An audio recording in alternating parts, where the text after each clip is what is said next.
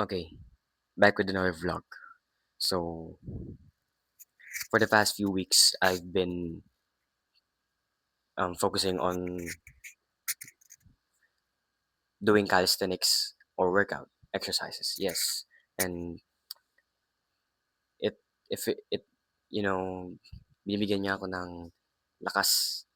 Binigyan talaga ako ng lakas kasi nung last month hindi ako nakapag-workout ng medyo kaya nanghina ako, lumit katawan ko. Pero ngayon nag-adapt ulit yung katawan ko sa mga workout kaya kitang-kita niyo medyo malaki-laki katawan ko ngayon. Ayan, tignan mo yung traps ko. So, ano yan guys, di na ako mag english kasi napakahirap niyang ano, i-sustain or parang patagalin kasi yung English vocabulary ko is not really that good yet. And magkatagalog na lang ako. Filipino, yes. So, ayun nga, ngayong ngayong month is nag-focus ako sa grinding ng katawan ko or workouts pala.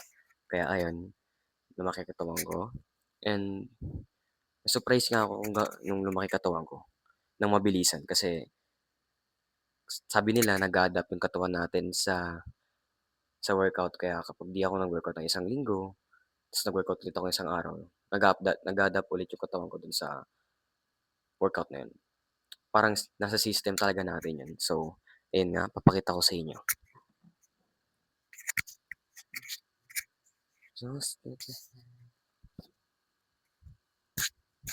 Pag yun ang iman yung brief ko, maluwag yung short ko eh. Ayan nga, lumaki nga talaga katawan ko sa ilang linggo din. Kita nyo naman, malaki-laki.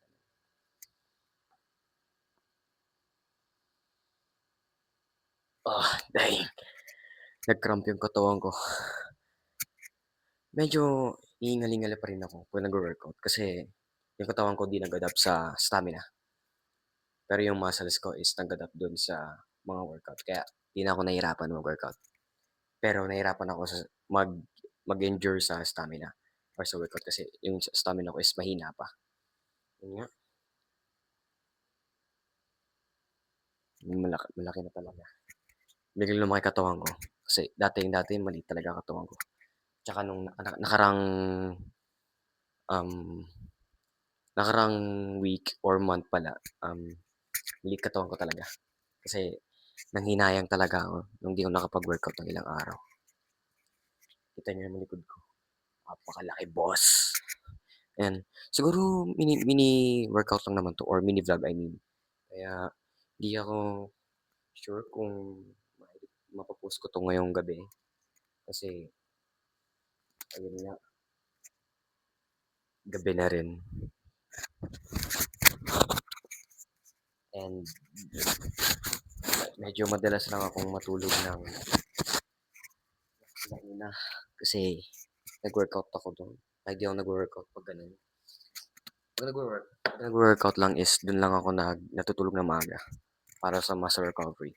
So, ngayon siguro di muna kasi kahapon nag-full body workout ako and na-destroy yung mga muscles ko rin kaya di ko medyo kaya mag-edit ngayon. So, ang kaya ko lang ma-edit which is yung shorts. Ngayon, gagawin ko siyang short, yung kaninang mga pinakitang muscle kasi kailangan ko mag-post.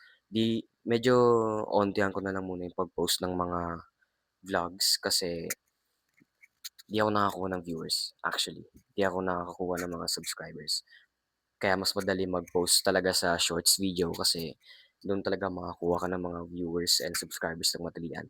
So, ang goal ko muna is gagawin ko muna siyang 1 week is equals to 1 vlog per day or I mean per week and 3 to 4 short videos per day for per week I mean.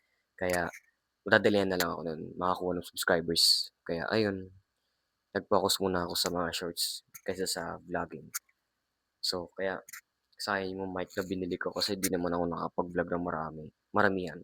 Tsaka 'pag nagso-shorts video ako, yung pagsasalita ko is medyo mahaba kaya di siya nagiging short talaga. So maganda lang talaga yung short ko is yung mga pang-edit gano'n. O kaya minsan 'pag natuto akong mag-edit ng mga shorts para sa magsasalita or nagsasalita habang sa short na habang nagvi-video, then dun na lang ako makaka-adapt na mag-post na lang lagi ng mga ganito kaysa sa vlog na long video, gano'n. Kaya yun lang, yun lang masasabi ko ngayon. Malaki katawan ko, ayun workout sa aking katawan ko. So, di ko na siguro kailangang i-edit 'to kasi wala naman akong oras ngayon. Siguro ma-edit ko lang yung shorts nga talaga.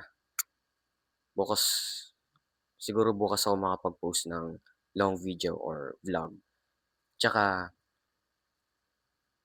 thank you nga pala sa 20 subscribers bro, kasi appreciate ko yun. Matagal ko ng inaano yun, nakakakilala na ako ng maraming tao or may nakakakilala na sa'kin marami. Sa akin ng maramihan, kaya ayun. Ayun nga pala, yung isa kong mata is yung left eye ko, may pumasok na insekto diyan. Kaya medyo unti-unting masakitan lang siya. Puti yata yung pumasok na insekto sa mata ko, masakit, numulang-mula talaga siya. Kaya dahan-dahan lang ako ngayon sa pagpikit kasi masakit, masakit talaga. 'Di pa siya umalis, siguro ganito na lang, kaunting sakit na lang talaga siya, kaunting-kaunti. Ramdam pa rin yung hapdi dito sa pinakalikod nitong isa, ayan. So, yun nga talaga guys, short or mini vlog lang pala 'to kaya di ko na kailangan kailangan kong i-edit pero unti-unti na lang kasi minsan nag-i-stutter ako, nabubulol kaya yun nga lang guys, yun lang yung vlog ko ngayon. So, thank you guys for watching. Sorry mom and dad, ayun.